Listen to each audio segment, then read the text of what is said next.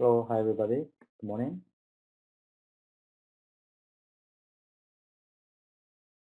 Work. Okay, so yesterday we studied about cascade classification and how to train the cascade classifier. So here the training in this case means how to construct the cascade structure. Okay, so this slide I'm now looking at the slide 10 of phase detection 3 slide file. And the cascade is composed of stages, okay, from stage 1 to maybe stage 20 or stage 30. We don't know exactly what could be the last one, okay? So from stage 1, what it is doing is, constructing every stage as a kind of intermediate level of strong classifier.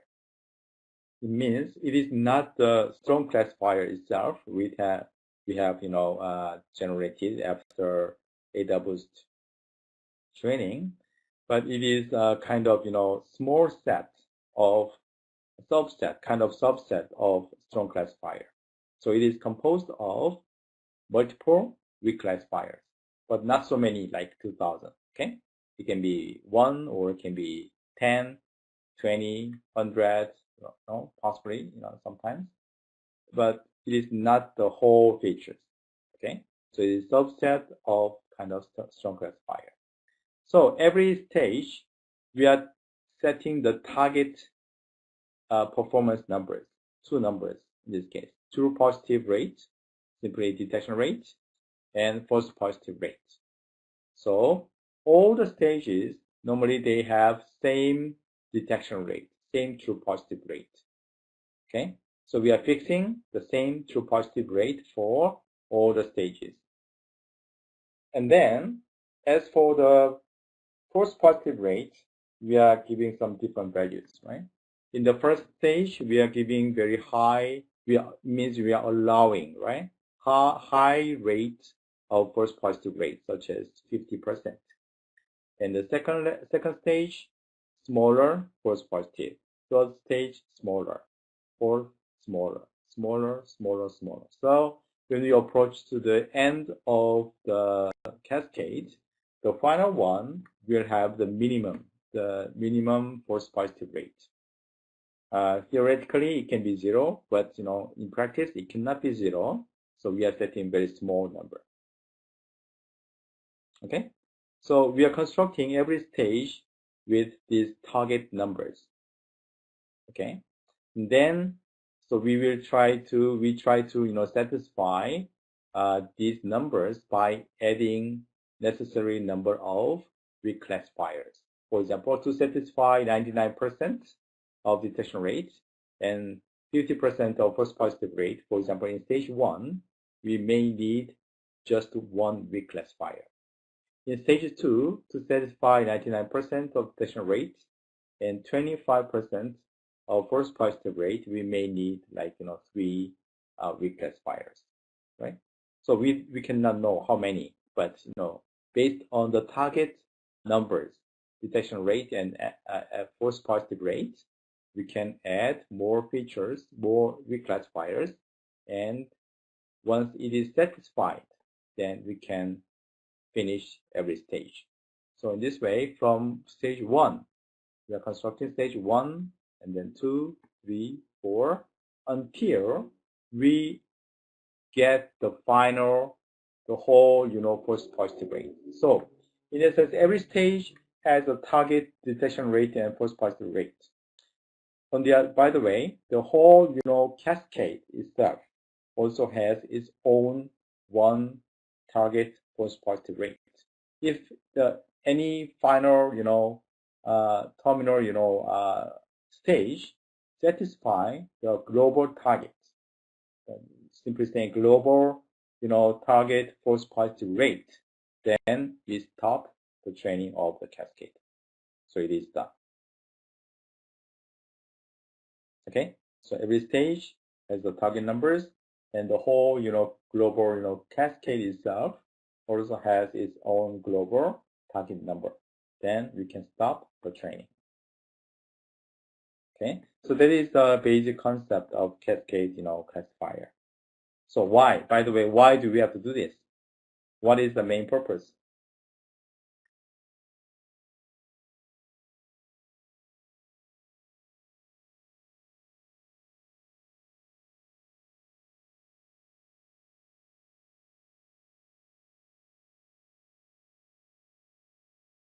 Anybody can answer? What is the main advantage of cascade? Okay, to minimize post-harvest rate. Okay, so even strong classifier, so it's even without using cascade, we can also achieve some kind of minimum post-harvest rate. Okay, so using this process as you answered, right? Yeah, the main purpose of cascade itself, I mean, just to achieve minimum false positive rate, we can do that using strong classifier as well, without cascade. Okay. Instead of just using strong classifier, just one strong classifier with 2,000 weak classifiers, right? So using this cascade learning process, we'll discuss about that issue more later. Okay, simply saying speed and time. Okay, then for the details, then how we can speed up, how it can be faster. So it is like kind of filtering process. So in the early stage, we have very small number of weak classifiers. It means small number of features. It means the calculation time is much smaller than later stages. For example, if we are at stage 1, then we may have, for example, have just one weak classifier. If we are at stage 10, we may have 100 weak classifiers. So the number of weak classifiers in every stage is growing when we go further. Okay? Because why? So stage 1 may have one weak classifier, for example. Stage 10 may have 100 weak classifiers. Why do you think stage 10 will have more weak classifiers?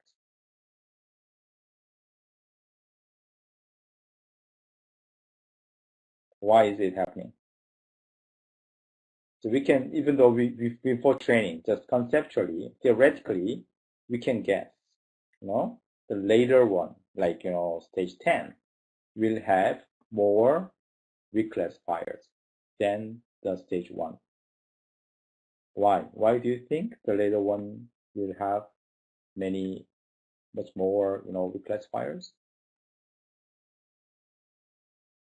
What is the main factor to determine the number of weak classifiers?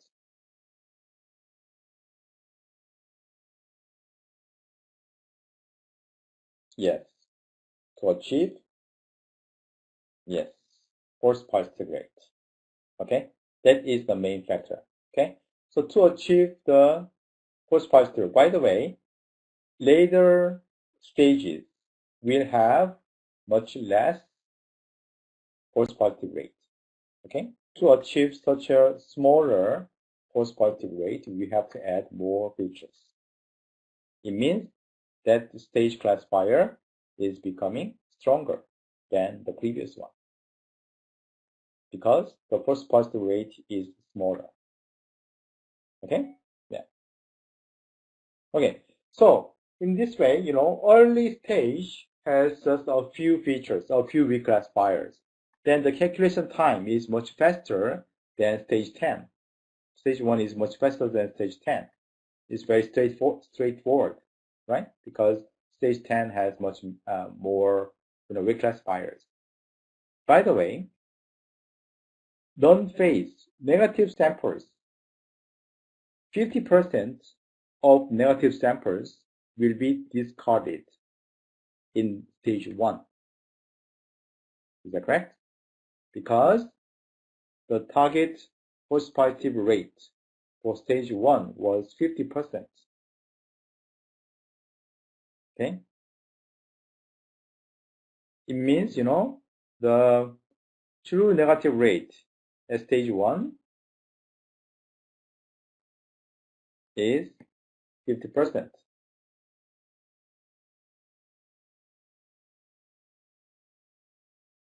Okay? Yeah. So we can say, 50% of non-phase negative negative samples will be rejected in stage 1. And the other 25% will be rejected in stage 2. So totally 75% will be rejected in stage 2. So a lot of, negative samples can be rejected in the early stages. So in the later stages, like, stage 10 or stage 20, we don't need to process so many negative windows. Yeah, less samples are going to the later stage 10 or stage 20. But even though we have to calculate 100 features. So the number of features are growing, but the number of samples are decreasing. Okay. So in this way, instead of applying 2,000 features and reclassifiers for every sample, okay, we are just efficiently filter out unnecessary, calculations. Okay, that's why, Cascade can be much faster than just one strong classifier.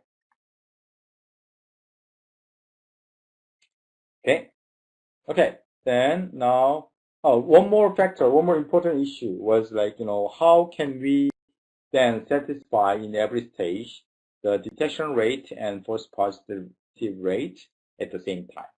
So practically, it is not easy to satisfy both conditions at the same time. Okay, so we are using 2 steps. But in the first step, we try to satisfy detection rate by controlling what? How can we satisfy the detection rate of 99%? Yes, exactly. By controlling the threshold. Instead of using the default threshold, okay, we can lower the threshold to increase the detection rate. Okay? Yeah. So in this way, in the first step, we try to adjust the threshold and to satisfy the detection rate. Once the detection rate is satisfied, when we lower the threshold, then the false positive rate is increasing. Okay? So to decrease the false positive rate, how can you do?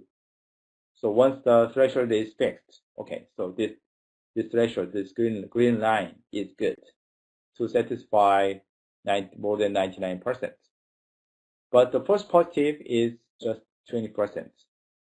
But we want, much smaller false positive rate.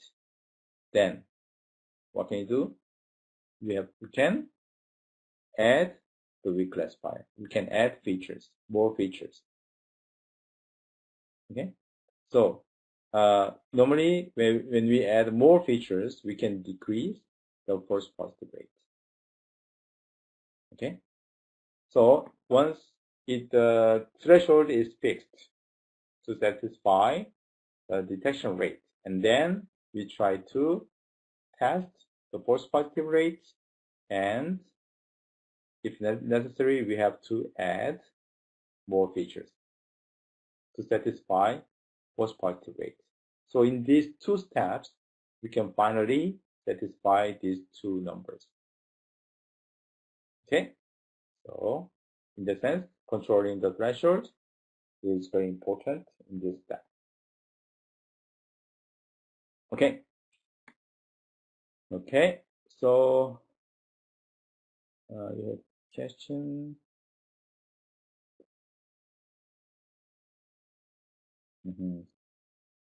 In threshold, but the path. We adjust the first, but is not satisfied. The first is adjusted. Okay. So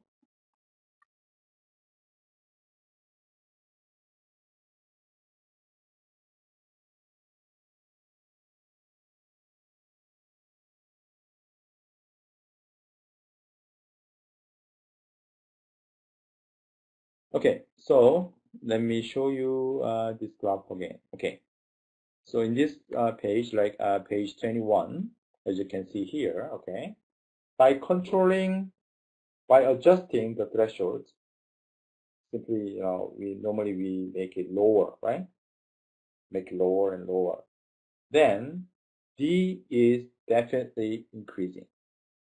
So, for example, like, in the worst case, if we set the threshold to 0, then D is becoming 100%. But the F also will be 100%. Okay? So, D can be satisfied at any moment, even in the worst case, setting the threshold as 0. Okay, so there is no case D cannot be satisfied in this way. So we can guarantee D can be satisfied by adjusting the threshold. Okay, yeah, good. Thank you. Okay, is it clear now? Any other question? No. Okay, so that is the overall process for cascade training. Okay, to train the cascade classifier. Okay, so from now, okay, the major concepts are already explained, and from now we'll discuss a little bit about some practical issues when you are, for example, when you are developing your own cascaded AWS algorithm.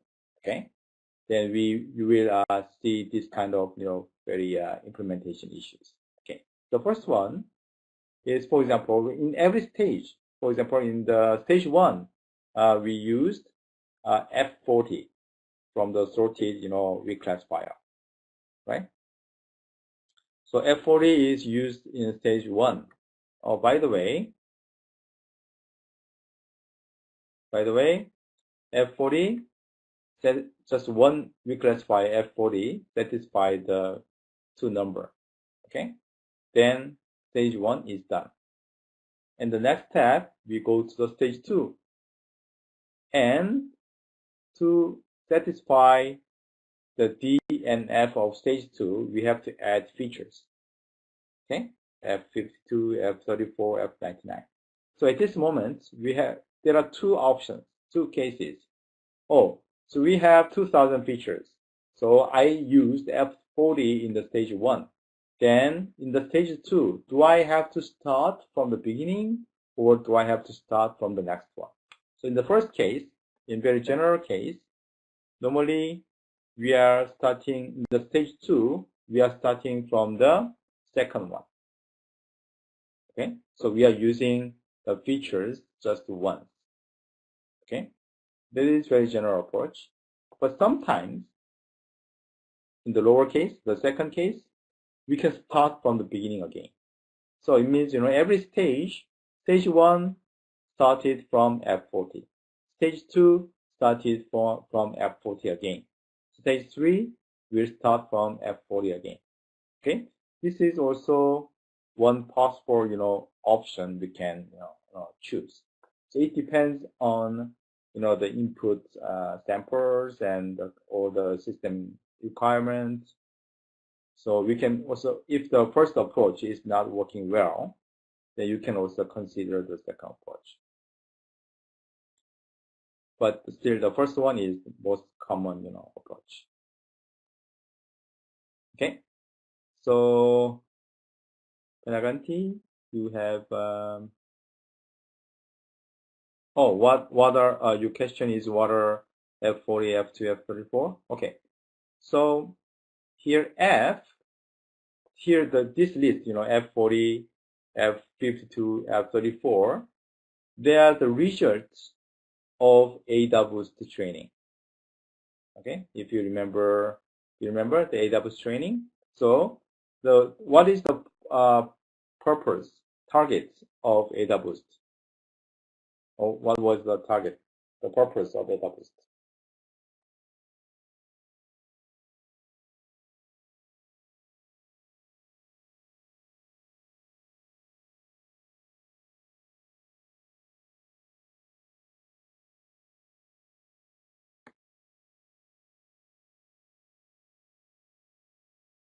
Good.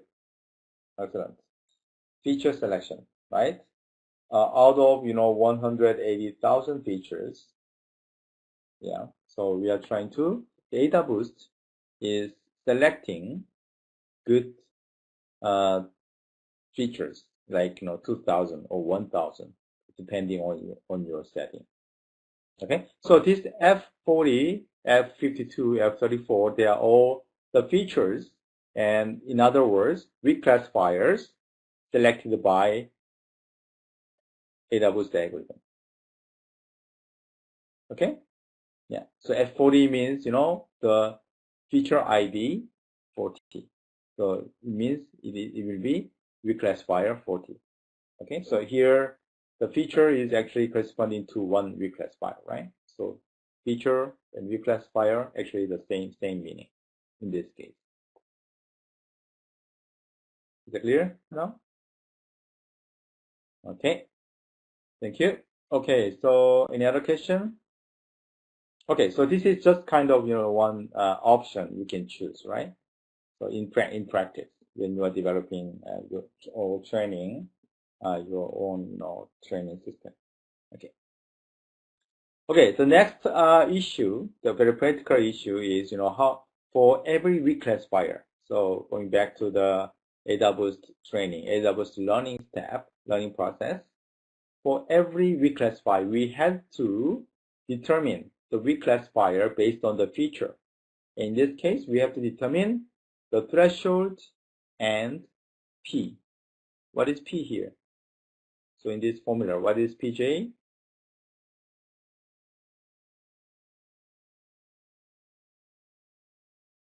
Okay, PJ is representing the direction of the inequality sign. Okay, so it can be positive 1 or negative 1. Okay, so it is very straightforward, easy. But by the way, we have to determine the threshold. So how can threshold theta in this formula means some number that can threshold positive and negative. Which one is phase, which one is non-phase. So how can we determine this one? So we briefly discussed, how to do that. But today I want to discuss a little bit more about, the process. It's very straightforward and simple. Okay. By the way, you have another question. The features are fixed. Yes, once it is extracted, they are extracted from AdaBoost. Okay, then it is fixed or cascade training. Okay, so with a fixed list, and they are all ordered by alpha. So the order is fixed. So it is starting from F40, right? So that order is fixed. Yes, exactly. So that is the number of these features are like, for example, 2,000. Okay, that is fixed. And then the cascade is working on these features, these fixed ordered features. Okay, yeah. Okay, so let's discuss a little bit more in detail about this threshold calculation. So very simply saying, we can select the threshold in between phase feature value and non-phase feature value. So if we are working on feature 1, for example, the feature 1 value for this face image is, for example, 100. The feature 1 value, the same feature, when we apply the same feature to the non-face image on the right side, right? Then the value was 300. Then we can choose the threshold in between 100 and 300. Which number do you want to use?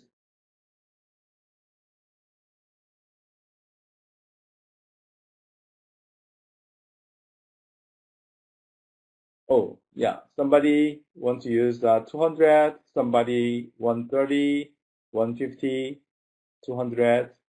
Which one is best one? So we need to use some kind of technique, right, to select the optimal one. Okay.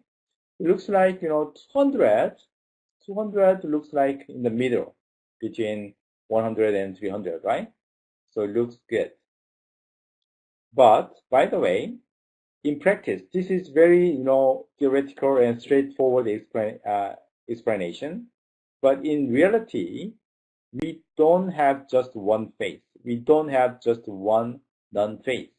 So we have many thousands of phases, and we have thousands of non-phases. Okay? So it is not easy just to select one number. So let's go to the next page. So to determine the threshold for every reclassifier, we can use some kind of very simple, statistical way. Because we have several, not just one, right? Several positive samples, say phase samples, and we have several, actually 1,000. Here, the several means 1,000. Okay, so many non-phase samples. When we calculated the feature value for current feature for every feature, so the average, the base values are around 100, and non-phase feature value is around 300, but not exactly 300 and 100. Okay, then how can we select the threshold in between? Then using very straightforward statistics, like average. So we can calculate the average value of positive feature values, right? It can be 100, 99, 110, blah, blah, blah. So it will be somewhere around 100. Okay? And for the negative, it will be some value around 300. And then we can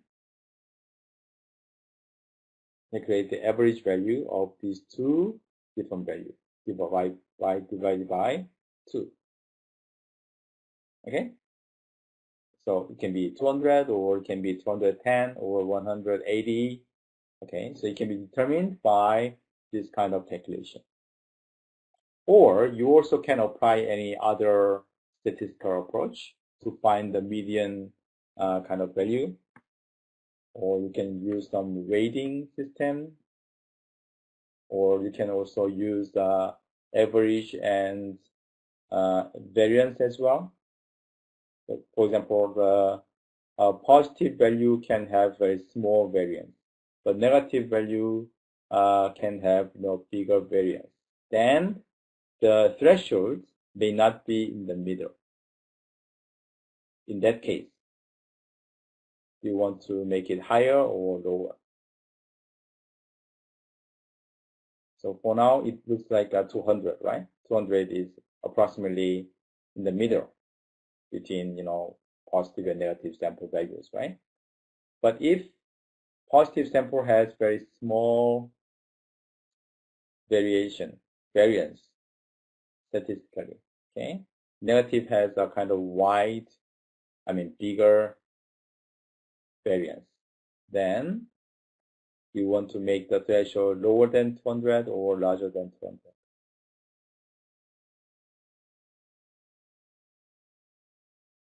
Can you guess?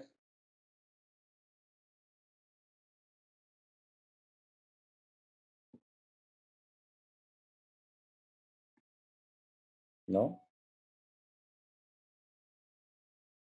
Anybody can answer? Do you know the concept of variance or standard deviation?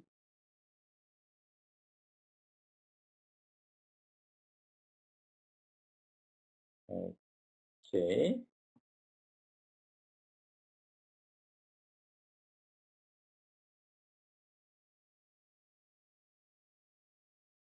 Okay. So in that case, we'd better make it smaller than 200. Okay? Because the negative values has Mm-hmm.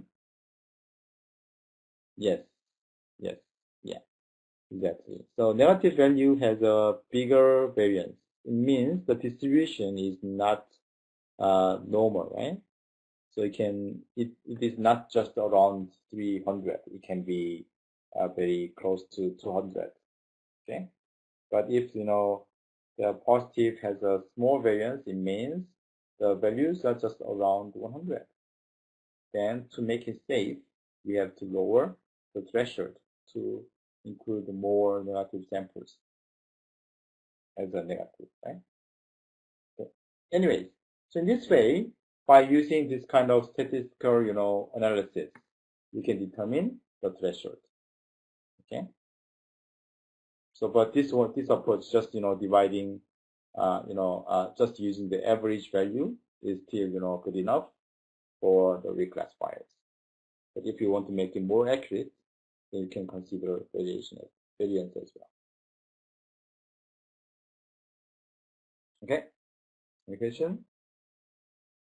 Good.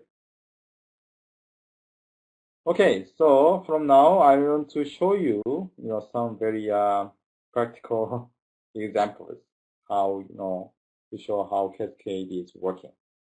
Okay. So in this page, you can see in the beginning on the left side, you can see the training examples.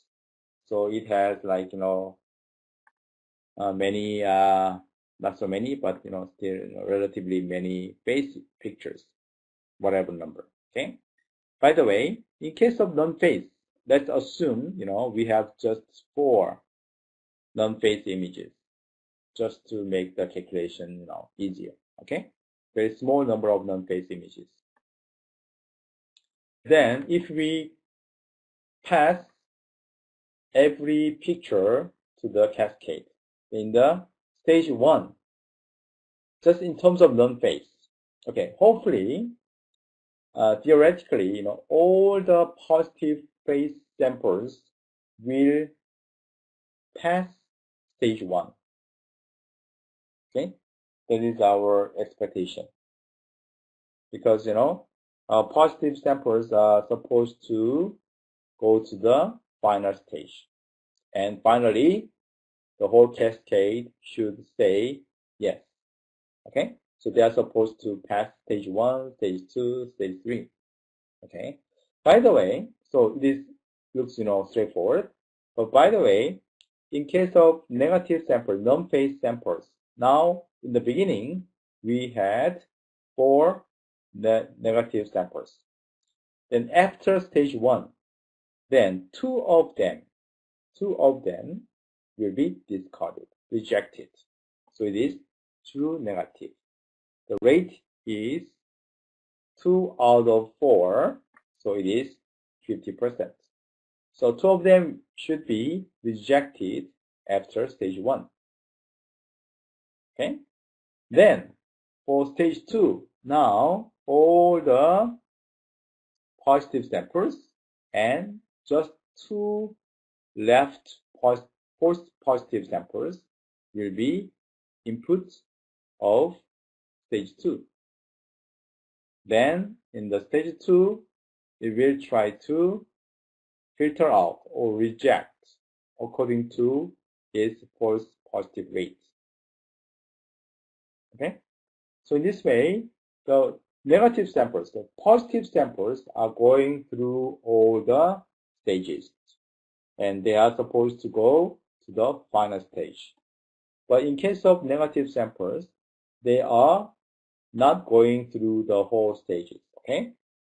Some of them, actually many of them, will be discarded or rejected in every stage, more and more and more. So what we are expecting is, at the final stage, there should be no negative samples left.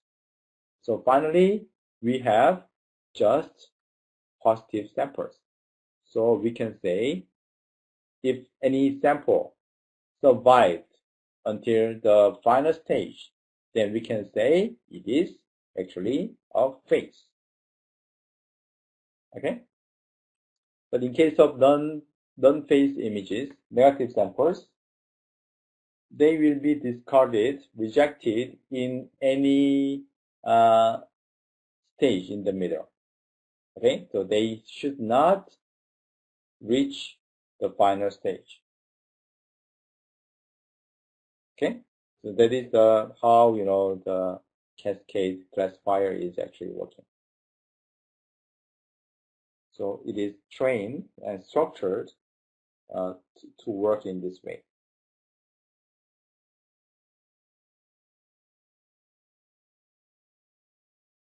Okay? Any question? Okay, so when we input this sample, is it positive or negative? In page 27. It is negative, right? It doesn't look like phase, right? It is non-phase. Then, in the stage 1, fortunately, this one can be rejected. Then, it is non-phase. So the classifier is classifying this image as non-phase in stage 1. So, whatever stage it rejected, okay? It doesn't matter. But anyways, when the sample or the input image or input window is rejected in any stage, it means it is not a phase. So the classifier is classifying, determining, it is not a phase. Okay, so this is something we are expecting to happen for non-phase images, non-phase samples. Okay. For example, in this case, in page 28, for another non-phase image. Oh, by the way, this one was not rejected in stage 1. So it survived at stage 1. And now it is fed into stage 2. By the way, stage 2 rejected this one. In this case, also, it is classified as a non-phase, not a phase. Okay, so it is also, it was not rejected in stage 1, but still not too bad, right? Because stage 2 could filter out, this negative sample. Okay, so it means the classifier is working. Yes, exactly. Yeah, so rejected sooner is cheaper. It means simply saying, easily saying, faster. Because stage 1 definitely will have much less number of reclassifiers. It means less calculation. Okay, for this sample, okay, so your question is in the third stage, what happens, right? Okay, so for this sample, we don't do stage 3. So we just stop the classifier. Okay, for this image. So that's why, the calculation is very fast. We don't do any other further calculation from stage 2, 3, stage 4, stage 5. We don't do that because it's already rejected in stage 2. If it is rejected in stage 1, then we are not doing stage 2. It's done for this sample. And then we will go to the next one, right? Okay. So this is what is actually happening for non-phase images, non-phase samples. Okay. So in this way, every sample. So in practice, these samples we'll discuss a little bit more about it later. But every sample in practice means the every window. So some reason of the picture window can be background, non-phase. Some reason can be phase. Okay. So in this way, we are inputting every window sample or window image into the cascade. Then we are expecting this kind of background non-phase rejected in early stage, like stage 1, stage 2, stage 4. And we are expecting just this phase image go through all the stages and finally survive until the last one. Then the classifier can say it is a phase. Okay. By the way, there's one more image in this case, survived until the last stage, but it is not a phase. Then it is kind of error. So it is becoming a false positive rate of the whole cascade classifier. Okay?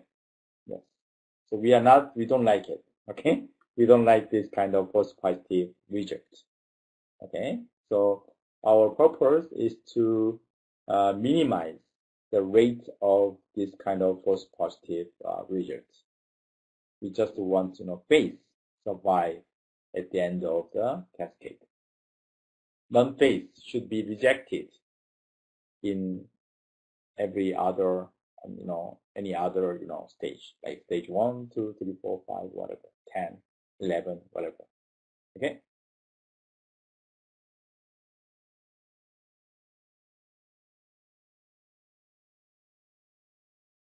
Okay, then let me ask you a simple question just to think about, this concept. Okay, so now in this slide, just as an example, we have 20 stages, right? So as for the number of stage, if I decrease the number of stage, like now we have 20, but if I train the cascade just with 15, then what happens to the detection rate and false positive rate? Can you guess what can be changed? What would happen? What happens to the detection rate in that case? Just we don't use the stage 16, 17, 18, 19, 20. We just use 15 of them.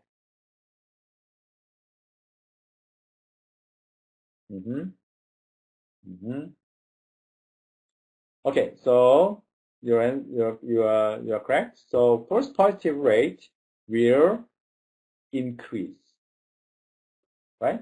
Because if we are using 20 stages, and in that case, even at stage 19, we still have a chance to filter out or reject some more non-phase images. By the way, if we are using just 15 stages, then we don't have the chance to reject at 16, 17, 18, and 19, even 20 further stages, right? So it means we cannot reject more. So the false positive rate can increase. Okay, good. So what about detection rate? So someone answered detection rate also increase. Is it increasing actually or not? Do you think it's correct?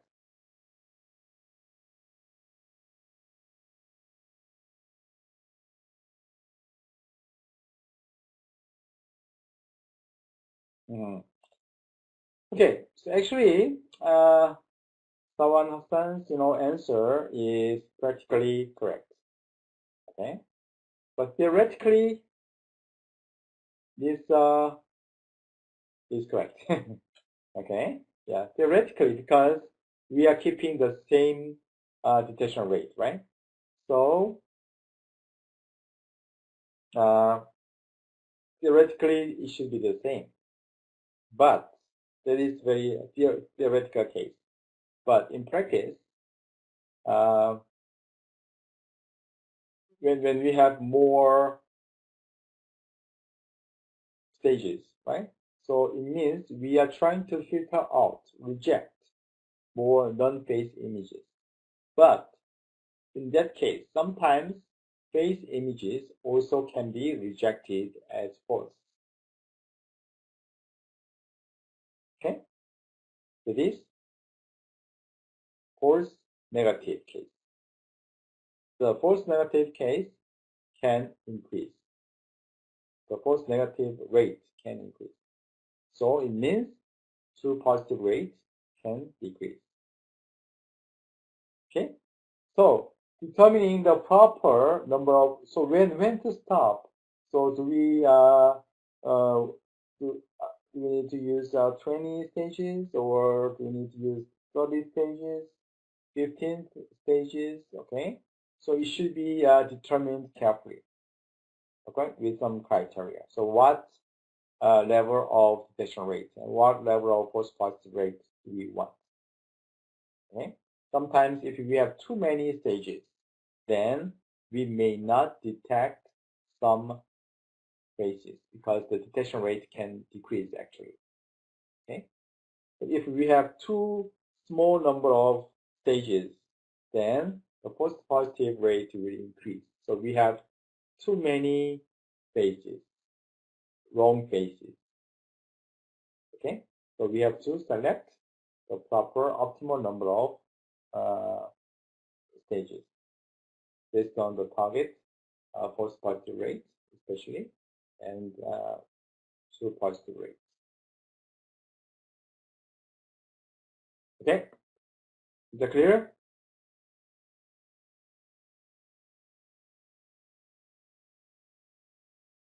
Okay, let's go.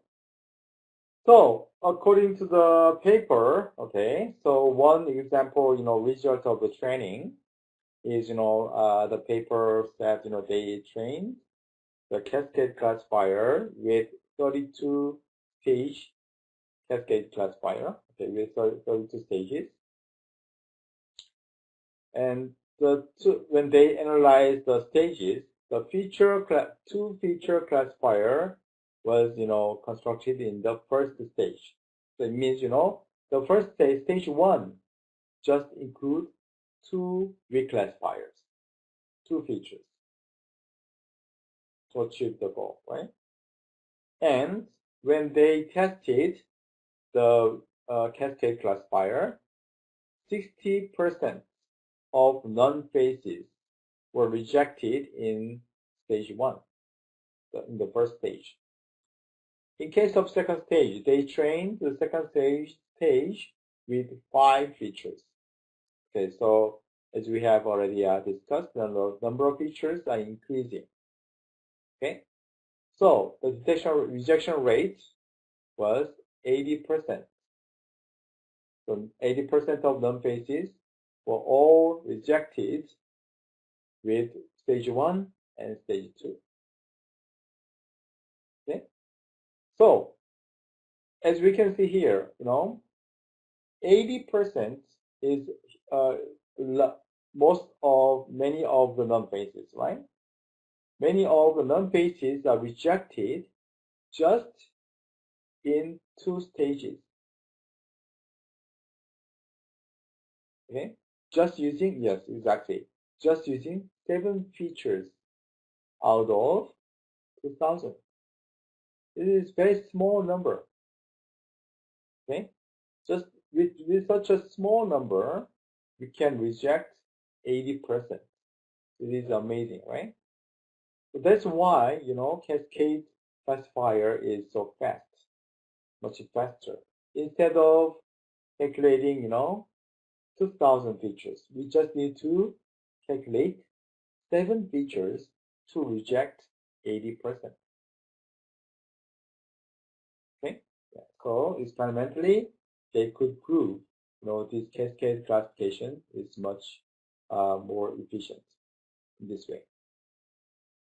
Okay, so in practice, once this cascade classifier is constructed, then now we have to apply this cascade classifier into every window.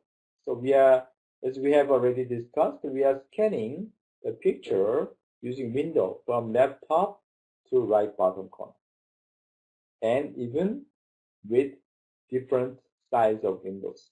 So we are starting from a small window, scanning the whole picture. When it's done, we increase the size of the window and scan the whole picture again. And then increase more, it's getting bigger window, and scan again.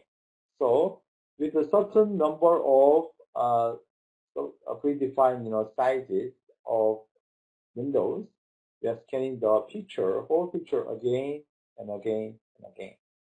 So this is very repetitive, tedious kind of process, kind of looping. Okay.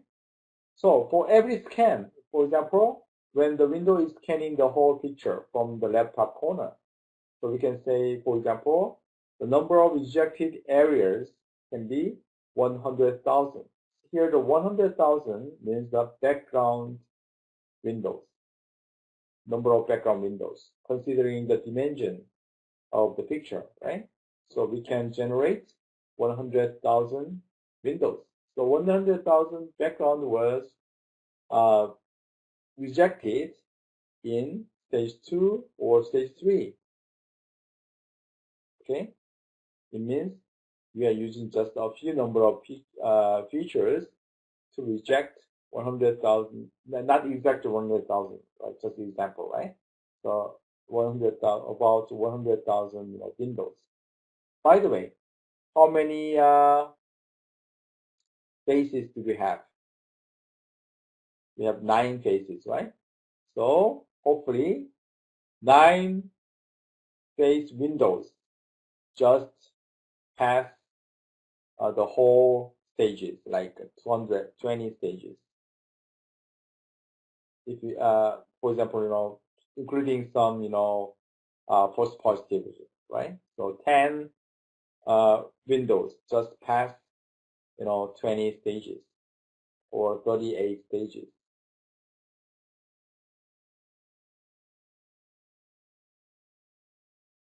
It is not, okay, so someone asked a good question, when we are scanning the window, right? As you can see, I'm not sure if you can see clearly in this picture, windows are not, it is not moving window to window. I mean, they are overlapping, okay? So it is actually practically not pixel by pixel as well, either. I mean, so we are giving some, space.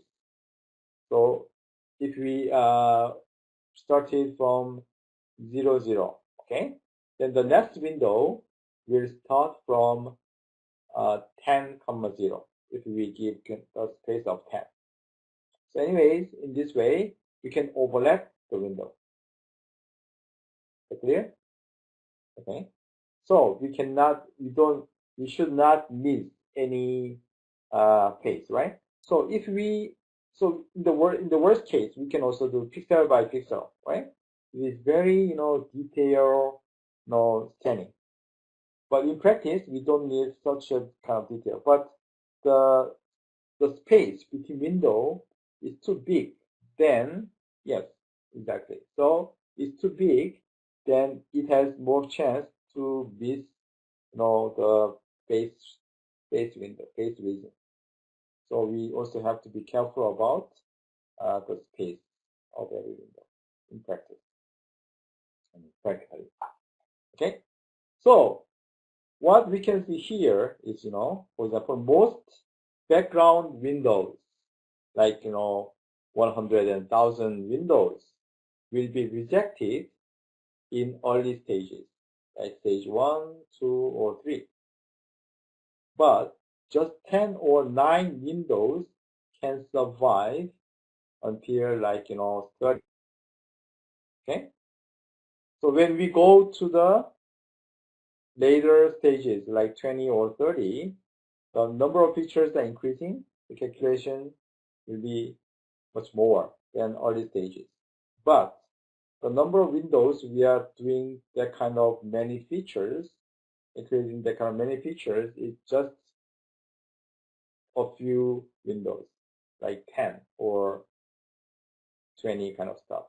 Most other background 100,000, they just calculate a few features. Okay, so this is again the main advantage of Cascade. So in this way, most background reasons can be filtered out, rejected in the early stage, and just a few real face, like, regions, windows can survive to the end of the request file, to the end of the cascade classifier.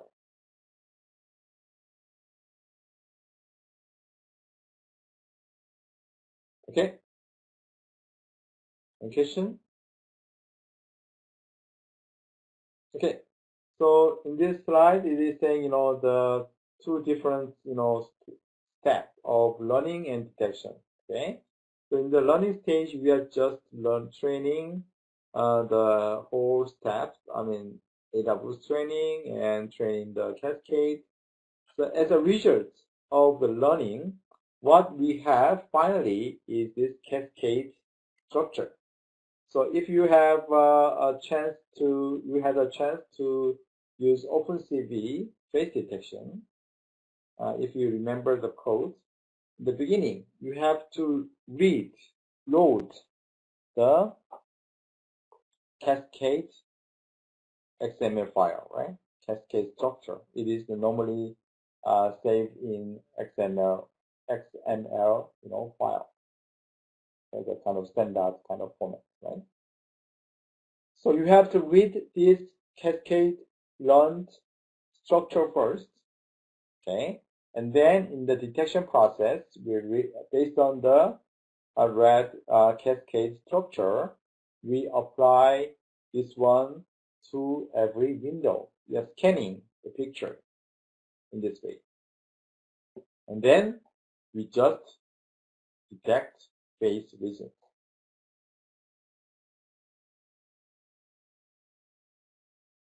Okay? So this learning process is taking a long time. Sometimes many hours. Sometimes it may take a few days if you are dealing with many samples and many features. Okay, but the detection process, it is very fast. Okay, so we'll discuss about the speed later, but it can happen very quickly, almost in real time, thanks to the cascade structure. Okay, so any other question?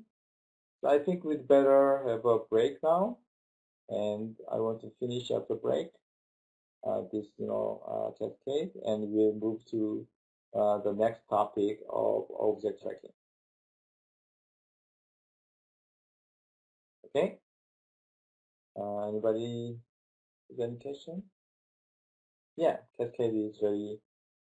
That's why this paper was so popular. It's not theoretically too difficult, right? It is not using any complex, complicated formula, but it is very efficient system. Okay, so let's have 10-minute break. See you in 10 minutes. Thank you.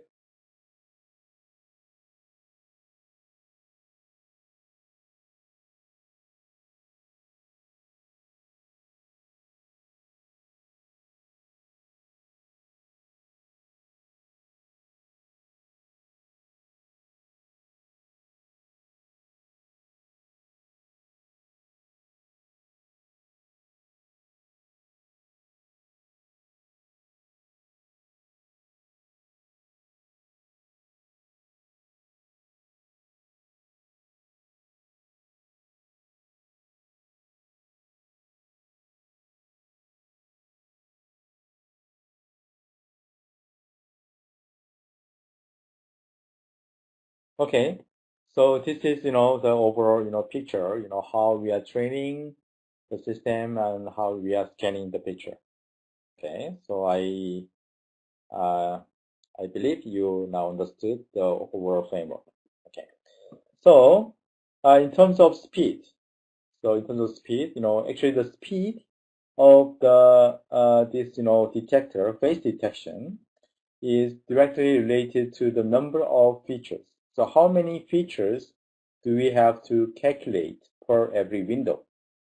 Okay, so again, the cascade is actually very dramatically decreasing the number of features. So it can be very fast. So when they tested it, an average of 10 features out of a total to 6,061. Okay, so here out of total means, initially they selected 6,000, more than 6,000 features. And among them, just 10 features were used on average. This is the average number. So sometimes just 2 features, sometimes 5 features, sometimes, 100 features, right? But when we average all the number of features for all the sub windows, then the average number is 10.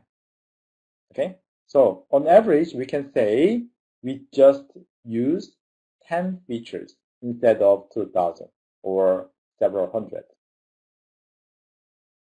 Make sense? Okay, so in this way, we can speed up the calculation. So finally, when they have tested very old computers, okay, so the detection time per image was 0.067 seconds. It means, 67 milliseconds.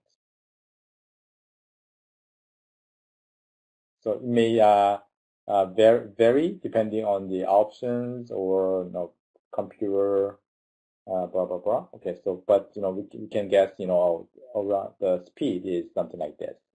So it means it can process more than 10 frames, right? Much more than 10 frames. So it is very fast, and it is almost like real time, even with old computers. Okay. Yeah. So it is almost real time. Okay. Yes. So even mobile devices, can be used in that way. Okay. So one last issue we have to consider is, by the way, and using this, process of, scanning and detecting faces in practice, by the way, we can have multiple detection around every face. So if you remember the process of scanning, right, as we have already discussed, how we are scanning the window. So windows are moving, with some space, right, some pixels. So it can be 5 or it can be 10, depending on your setting. Okay. Then around the face, the window is shifting a little bit, but still it may have the similar, features. Then around the face, we can have multiple windows classified as faces. So it is called as a multiple detection issue. Okay, so in the next page, as you can see here, for example, in the center door face, okay, so around the face, we naturally have multiple rectangles are classified as face because they have very similar features, right? Even though the window is shifting a little bit around. Okay, so finally, what we have to do, so you have to remember is, we don't actually have just one rectangle around one face. Okay, we have multiple rectangles detected. And then we have to calculate the overlapping, yes, exactly, the overlapping rectangles. And finally, we can just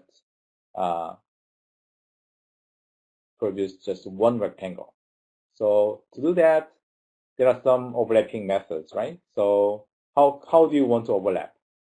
How do you want to remove the overlaps in this case? In this multiple, windows.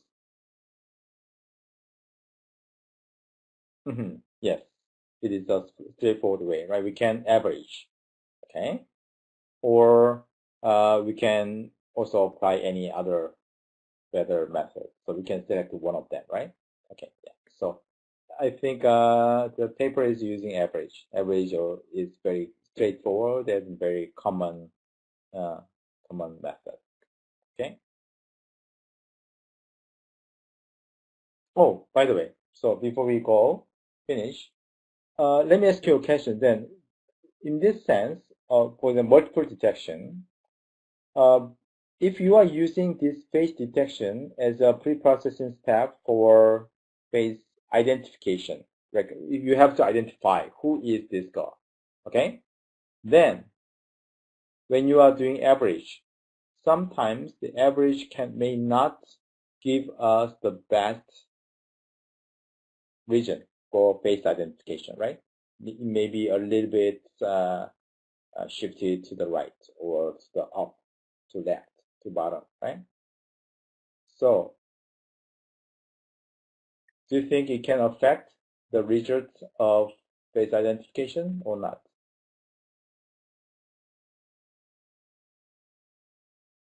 No? Why? Why do you think it may not affect the identification?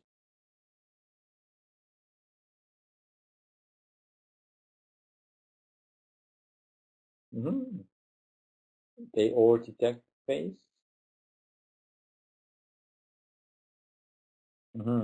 Okay.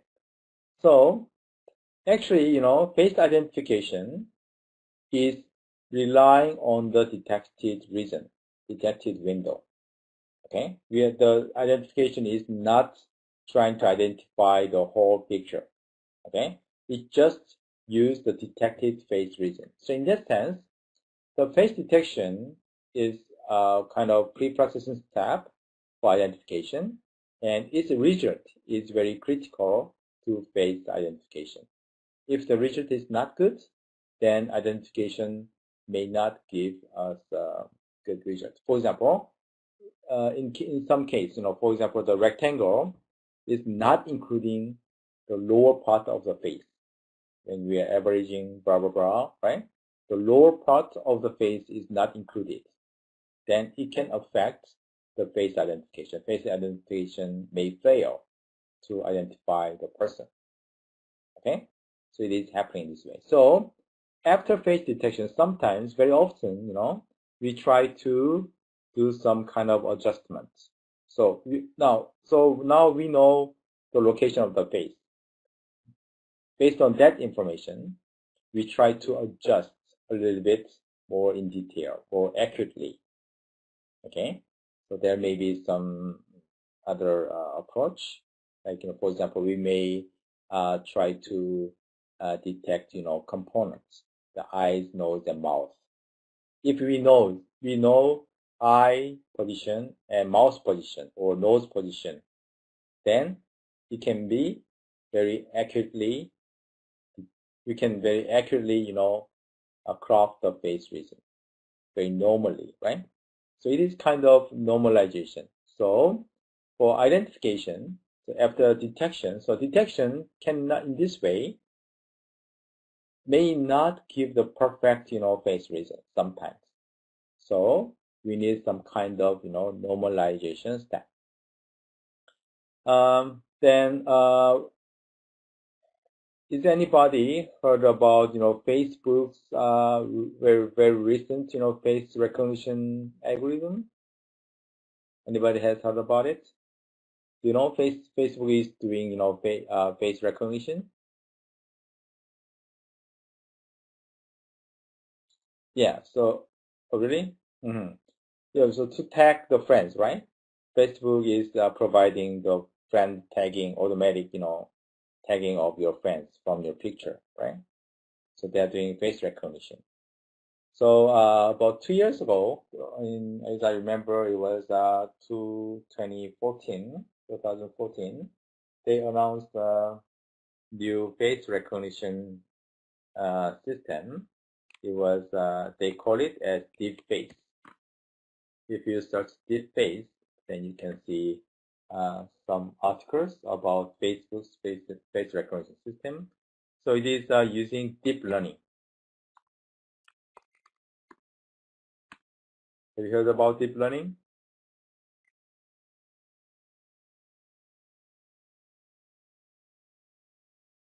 Oh, really? Okay. Oh, you don't know deep learning? Oh my God. It is very popular, approach these days for image searching, classification, and in many computer vision fields, deep learning is becoming more popular. Okay. Anyways, so Facebook applied the deep learning algorithm for face identification. Convolutional neural network, right? CNN. Okay. So they try to apply the deep learning CNN network to face identification. So it is because deep learning is good for classification. Sorry. So it is good for face identification. By the way, in the pre-processing step, they also applied 3D model based face adjustment, or normalization step to increase the accuracy. Okay, so if you anyway, so we don't have much time to discuss about it, but try to search deep face, then you will see some detailed information. Okay. So in that way, even though we are using such a very strong deep learning algorithm for face identification, but we still need to do the face detection and normalization step very carefully. So without that kind of pre-processing step, then we cannot get a good result, even with deep learning. Okay. Okay. Thank you. So, okay, so this is the end of, this face detection algorithm, cascaded ADA boost algorithm. So in this paper, we have actually studied three major contributions of this paper. So the first one is the feature calculation, especially using integral image, right? So you may remember by using integral image, the feature calculation itself is becoming very faster, much faster. And to select good features, they used, ADA boost algorithm to select, good features. And then cascaded classifier is constructed based on the selected features. So these are all three major contributions and major key points of this paper. So if you understand all these three, then you can say you can understand, you understand, how this face detection algorithm is working. Is that clear? Okay, so it's done. So any final question?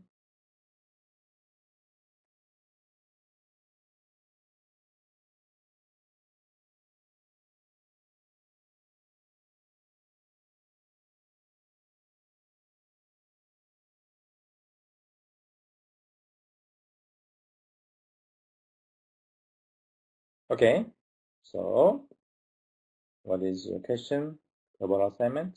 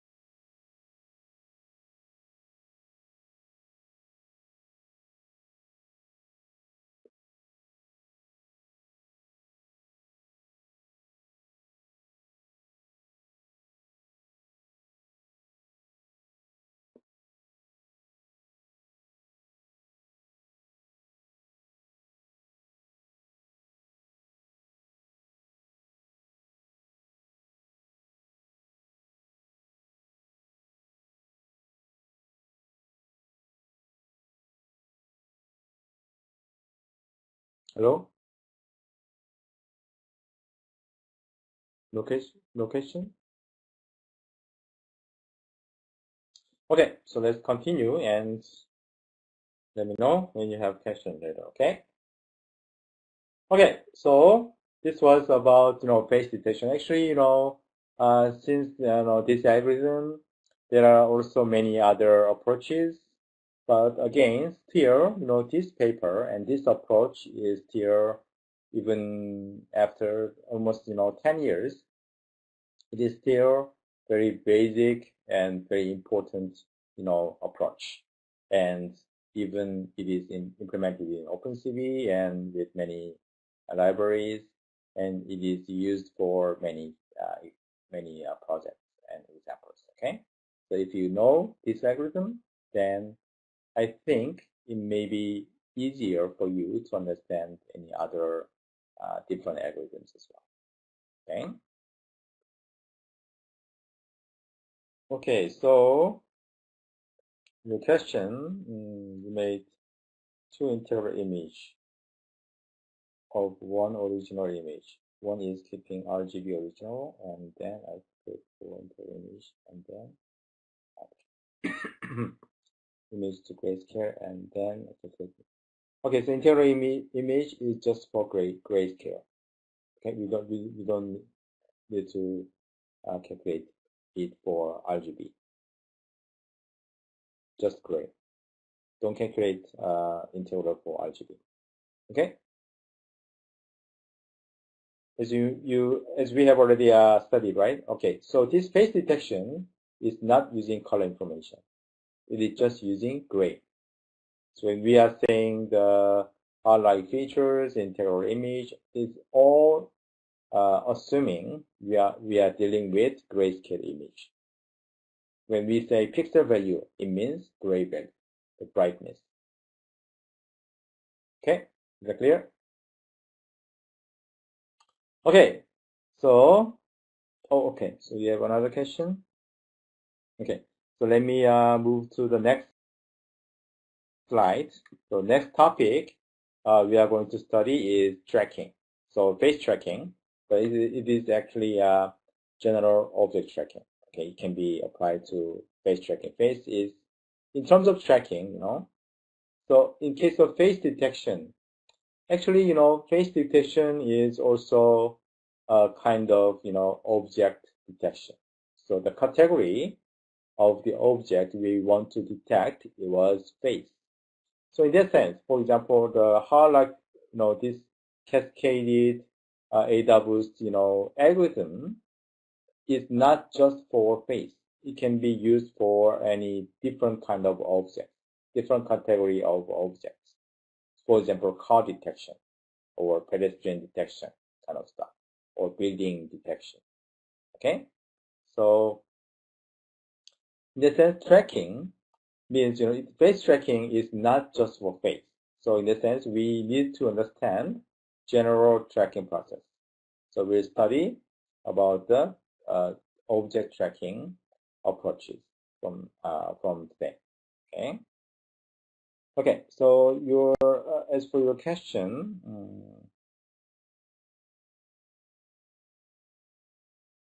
yeah, integral image is very different. It is not like general picture, because the value can be even very bigger than brightness value, right? 255, right? So it is not just byte value. Okay, so it is normal because it is the sum of the pixel values, right? So it can have at some point it can have very large value. Okay. So now let's discuss about tracking. So these days, especially, more biometrics applications are dealing with multiple consecutive frames. Simply saying, video. Okay. So in many years ago, we just considered, single frames. So how to detect face from single frame. But these days, we have too many video data. So it is not just one single image. We have to deal with consecutive frames. So in that sense, detection is important, right? So in this way, cascaded AWS, whatever, okay? So we can try to detect some good objects like a face. We try to detect faces.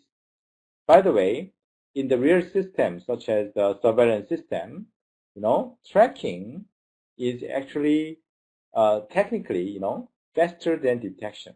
So instead of applying detection every frame, so if we do tracking based on the detection, if we combine, actually, basically we can say we can combine tracking with detection, then it can provide us, better performance in terms of speed and accuracy at the same time. Okay, so first of all, tracking is faster than detection. So in the consecutive frames, in every frame, like 20 frame, 30 frames per second.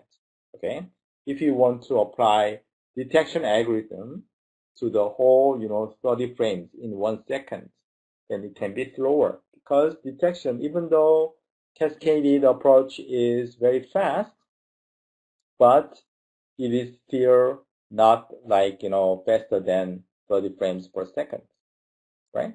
So it is not possible. So if we just apply detection to every frame, then the system can be slower, okay? So instead of that, by using faster tracking algorithm for every frame after detection, then the process can be much faster. So this is one way to improve the efficiency, the speed of your system. Okay, so whenever you are dealing with video and you need to do some detection test, car detection, face detection, whatever, right? Then you can consider to combine tracking with detection. So it will be very, efficient, system architecture. Okay, and other than the speed, okay, on top of the speed, even it can increase the accuracy as well. Because detection algorithm, even though we developed a good detection, face detector, a cascaded classifier, but it still has some error. It cannot be 100%, right? Sometimes it shows, some false positives. Okay. By the way, in the first frame, we found a good face. But in the next frame, we have the possibility to detect a different reason as a face. So we can lose the face. Okay. By the way, if we are using tracking, tracking is using the information from the previous frame. So it is much easier to follow. So tracking means, tracking the position of the face instead of detecting every frame. So once the face is detected, in the following frames, we just try to follow the face reason based on, faster tracking algorithm. In this way, we can also increase the accuracy. Is that clear? Okay, so that's the main reason why we are considering tracking. We are applying tracking. In most, practical system, so it is very common to combine tracking with detection because of this reason. It is faster and it is more accurate.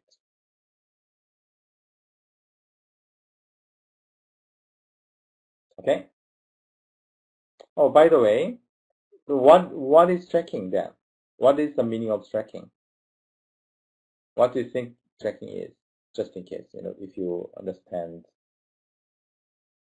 this concept correctly. What is tracking?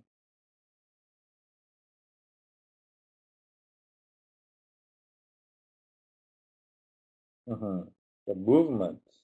Yes. Any other idea?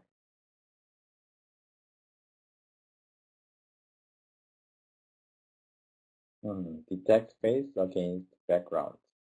the face one time and then try to find it in the next frame. Yeah. Yes, exactly. Okay, yeah, I think you are understanding good. Well, so the tracking means, once the face is detected, because tracking cannot be done without detection, okay, in whatever algorithm you use, right? So we have to detect the object region first using detection algorithm, okay? So we found the face. By the way, in the video, the face is not disappearing immediately, okay? The face is moving, but it is moving slowly, right, in every frame. Okay, so in this sense, it is easy to follow the face region. It means in the second frame, because face is not moving like, light speed, right? Not so quickly. Even though the face is moving, normally, in most cases, face is moving very slowly. So it is easy to follow the position of the face by comparing the information from the previous frame and the next frame. Okay, so that is tracking. Okay, so in that sense, tracking is much easier. I mean, algorithm is much simpler. In that sense, it is much faster than detection. Okay, yeah. Okay, let's discuss about the detail of tracking, together. Okay, so by the way, even though tracking is easier than detection and it is faster and more accurate, but still, tracking also has some issues. It also has some challenges. Okay, so first of all, pose and illumination variation. So, we are tracking the face very well. By the way, at some point, the light is out. It's getting darker. Then it may lose the information. So we may fail the tracking. Or the pose has been changed a lot from the initial detected face. For example, in the beginning, we detected the frontal face from the front. By the way, the people rotated his face more than 90 degrees. Then we may not see the frontal face anymore. Then the tracking, the information, it has changed a lot, right? So we can lose the information. We can fail the tracking. Okay. And the other challenge can be the tracking through the facial deformation. So if we are changing the facial expression a lot, for example, if you are laughing, right? So like if you are yelling like, Donald Trump, okay? Then the face deformation is too much, then it has a high probability to lose the tracking information. And one very, practical and very tricky and difficult, challenge is occlusion. Do you know what is occlusion? Well, we have already discussed about occlusion, right? So occlusion means, when we are moving. So video data, right? It means it is supposing, it's moving. There is some movement. The face may move around, or the camera can move around. Then sometimes the face can be occluded by other objects when it is moving. It can be hidden by a monitor or TV or tree or some other people, right? So it is kind of very difficult situation. Okay, actually, my PhD thesis was about this kind of tracking with some partial occlusion. Okay, yeah, and the resolution sometimes also can be a problem. So with low resolution, if the face is too small, then it may be very difficult to track. Okay, so we have to consider when we are dealing with tracking, we have to consider that kind of challenges. Okay, so this is very kind of general problem of tracking.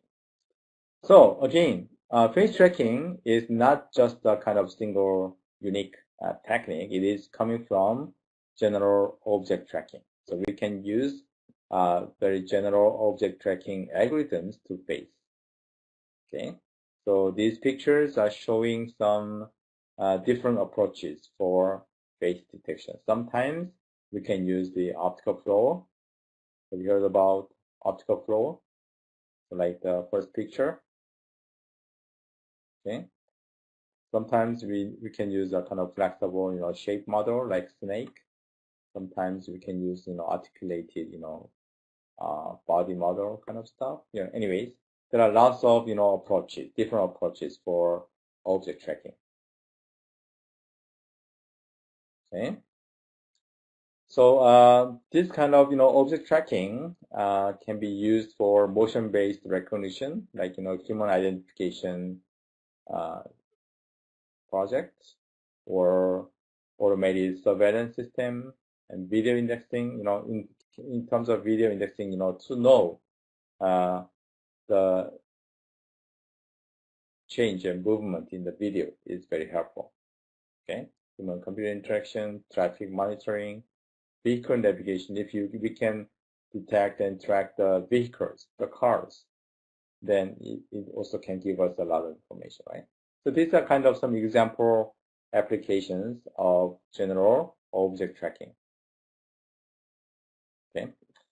Okay. So one very popular application is Kinect. So have you heard about Kinect before? Yeah. So it was very innovative and very popular product from Microsoft. Actually, its main target was game. Okay, when you are playing game, instead of using some game controller, so they wanted to use kind of human body. Okay, it looks very good for especially like some sports kind of games. Okay, in case of Kinect system, what they are doing is using the sensors and cameras. So what it's doing is it is tracking the pose of human body. So they have developed some algorithm that can track the human body, especially the pose of human body. So it can understand and understand the movement of human body. You can swing your hand, you can kick, you can jump, stuff like that. Okay, so the tracking technology has been used for Kinect very seriously. Okay. And for some kind of surveillance system, tracking can be used to monitor what is happening on the roads. Okay, if there is any terrorists or if there is any accidents, right? That kind of information can be collected by tracking. Okay. So formally, the definition of, in terms of the definition of tracking, in the very simplest form, tracking can be defined as the problem of estimating the trajectory of an object in the image plane as it moves around the scene. So we are assuming, the objects are moving around in the image plane. Okay. And here, one important keyword is estimation, estimating the trajectory of an object. So in case of tracking, because we are dealing with, multiple consecutive frames. So in every frame, instead of detecting, right? So we have to estimate the movement of the object. So there are some algorithms that can estimate, this kind of trajectory. Okay, so So tracking is also using kind of estimation. Okay. And in other words, simply saying, a tracker or tracking algorithm assigns consistent label to the tracked object. Oh, this is number one face, or this is number one car. Then we want to label the same car with the same number in every frame, even though the car is moving around.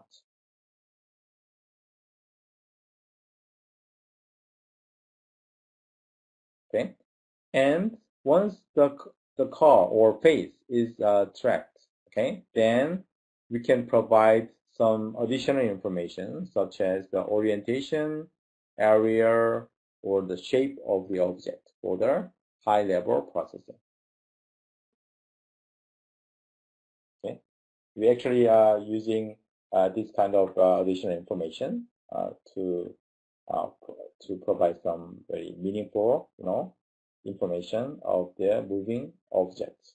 For example, how fast is a car is driving. Okay, if we can track the car from the surveillance camera, then you can calculate the speed of the car. Okay, so it can be used in that way. Just detection. In every frame, you can detect. If we detect just a car, then it cannot provide that kind of information like the speed of the car. Okay. Okay. So to do the task of tracking, there are two tasks. So first one, yes, crowd counting can be also another example. The first tab is to build some model of what we want to track. So this modeling process can be done at the moment of detection. So once the face, for example, the face is detected, then from that moment, we have to construct a model of the face for tracking. And then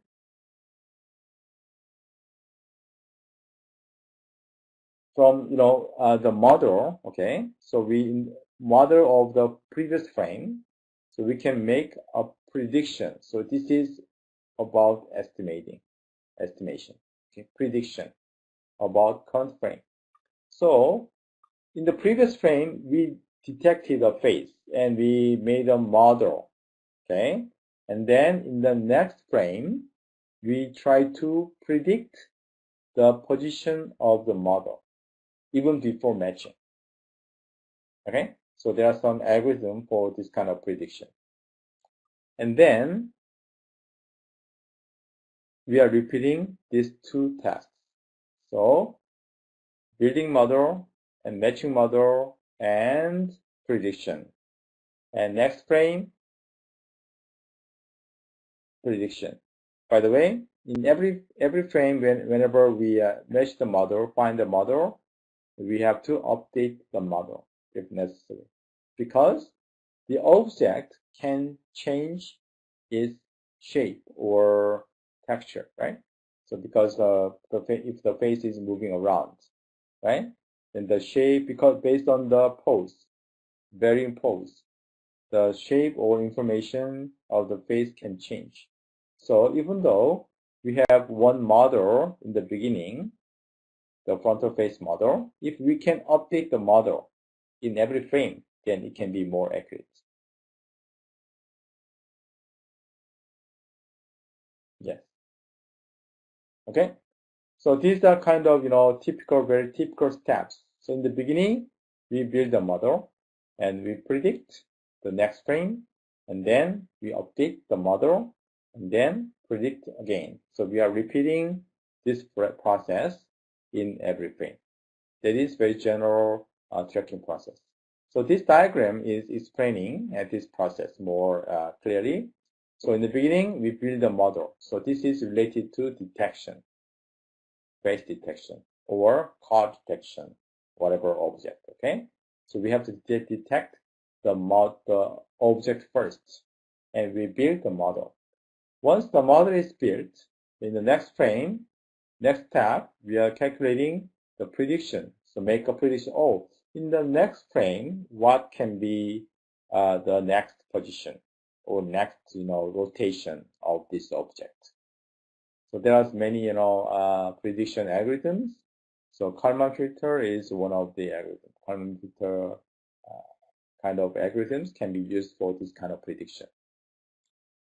By the way, anybody has heard about Kalman filter? Kalman filter? Oh, really? Yeah, good. Yeah, it's very, it is also very interesting, algorithm.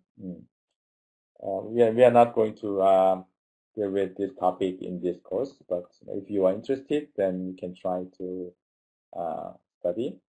And OpenCV provides, Kalman filter function, so you can also implement Kalman filter using OpenCV as well. Okay.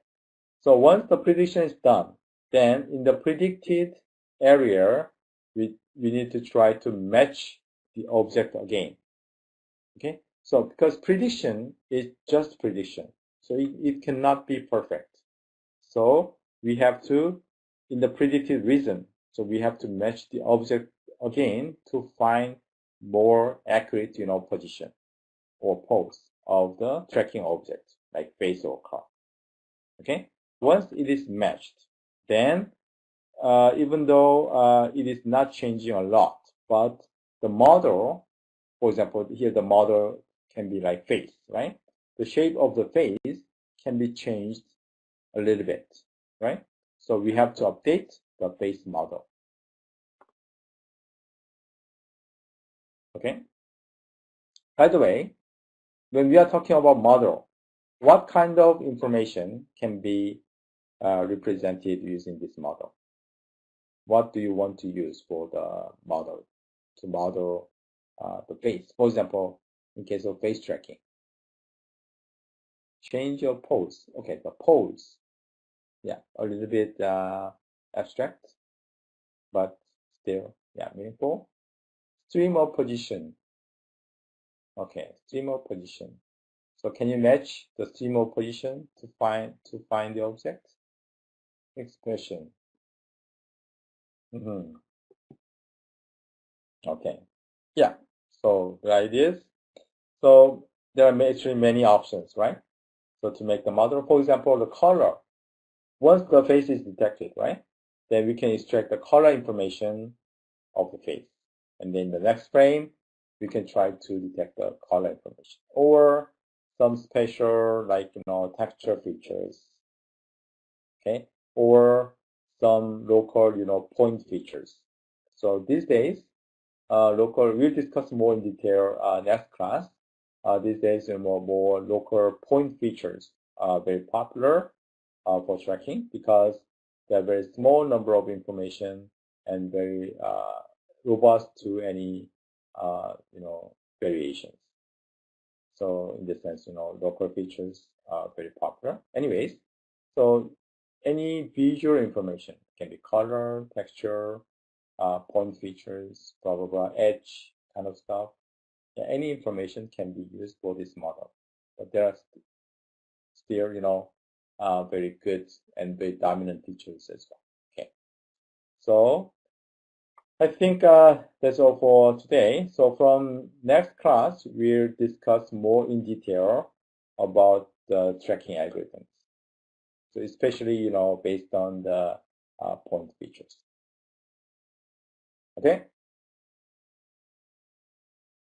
And your question is base model is changing. Okay. You look and build another model. Okay, it's a good question. Okay. In case of tracking, so this is very general process, right? So based on the initial model, the built model, that we are predicting and matching and updating model, and we are predicting again and matching and updating. But as you said, the base model can change. At some point, the change is too much. Then we have to measure the change, and we have to determine, like, using some thresholds. And if the change is too much, then it is better to detect it again. to build, it means building the model again instead of updates, because updates may not work with that kind of too much change. Make sense? Yes. Yeah. That is a very practical issue. Okay. Okay. Thank you very much. Next week, next class, we'll continue, this tracking. By the way, I didn't finish the slide yet, but today we have one more assignment. Not too difficult, just the paper. Okay, so let me skip some slides. Okay, so in the last slide, so this is just kind of, like our first one, reading paper and summarize. Okay, so the title of the paper is this one, Object Tracking a Survey. So this is also very general survey paper, just to understand the concept of object tracking. So please read this paper very briefly. You don't need to read it too much in detail. Okay, so this is just giving overall general idea of tracking, right? So just try to read the paper and try to summarize in one page. Okay, so this assignment is now posted in the e-learning platform in the assignment page. Okay, you can see the reading and summarizing task 2. That is this assignment. Okay. Okay, so I think it's all for today, and thank you very much. And is there any other final question? No? All good?